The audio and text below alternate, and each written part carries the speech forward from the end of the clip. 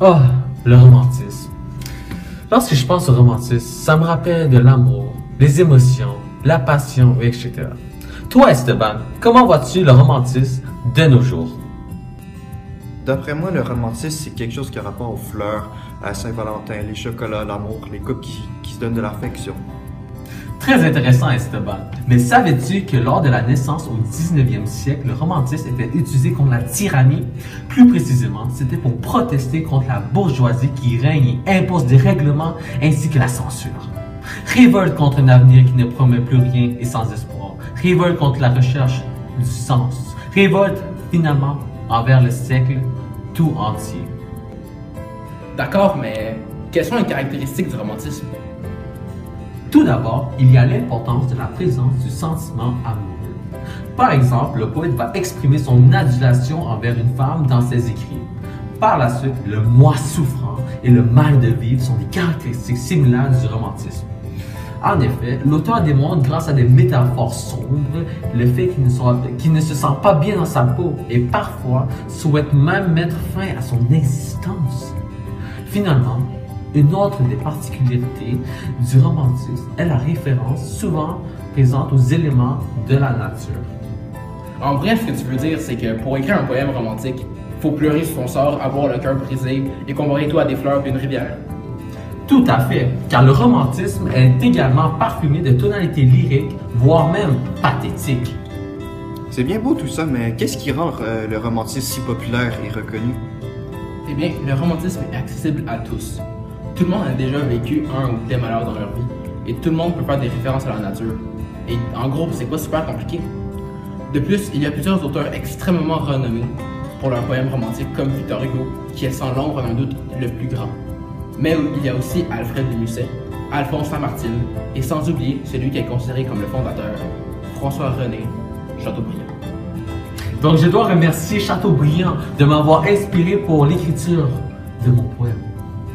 Ce n'est que logique. Comme on peut voir dans ton poème, Daniel, tu utilises beaucoup la première personne du singulier et du pluriel. Tu te plains clairement d'une peine d'amour. C'est comme si tu étais en dépression et ça te démolit. La mélancolie, la souffrance et l'importance du jeu, c'est vraiment présent et c'est des caractéristiques et thèmes majeurs du romantisme. Aussi, j'ai bien aimé la dernière strophe de ton poème. Ça disait « Suivant un atroce débit amoureux, mon cœur s'est vu disparaître, calciné. Laissez-moi miséreux, réveille-moi avec l'affliction qui me fera sombrer. » C'est vraiment beau. Pas pire pantoute, Danny. Merci, une belle allitération, Elliot. En parlant d'allitération, couvrons donc le sujet des figures de style. Le romantisme en général utilise plus les métaphores et les allégories. Puisque le romantisme est également souvent mélangé avec d'autres mouvements comme le symbolisme, les figures de style sont très variées et relativement fréquentes. Dans ton poème, Danny, on peut voir beaucoup de métaphores comme une hauteur de méchanceté infernale, et aussi quelques allitérations comme notre lien fut longtemps laissé dans l'ombre. Assez parlé de mon poème. J'ai une question pour vous. Qu'est-ce que vous aimez le plus du romantisme? J'aime beaucoup le fait que c'est très facile d'écrire un poème romantique et aussi on a beaucoup de liberté quand on en écrit un. Je préfère plus le fait que ça nous permet d'exprimer réellement nos sentiments qui restent emprisonnés à l'intérieur de nous. En tout cas, on se demande vraiment comment t'es une blonde. Donc, pour récapituler, 1. le romantisme est né au 19e siècle pour combattre la tyrannie. Il a été créé par Chateaubriand. 2. Le mouvement incite beaucoup de peine, de misère, de mélancolie, le mal de vivre, et tout ça à travers l'amour. On écrit souvent à la première personne du singulier. Un des auteurs les plus populaires, c'est Victor Hugo, car il a aidé à la reconnaissance de ce mouvement. 3. Le thème de la souffrance, des sentiments amoureux, les caractéristiques telles que la valorisation de l'individu et l'importance accordée aux sentiments, la présence de la première personne du singulier et du pluriel dans le poème de Danny prouve que c'est un poème romantique. On vous laisse sur un passage du poème de Victor Hugo intitulé Au bois. Nous étions, elle et moi, dans cet avril charmant, de l'amour qui commence son éblouissement.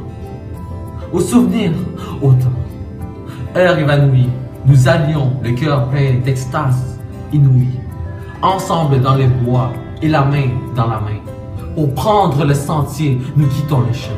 Nous quittons le sentier pour marcher dans les herbes.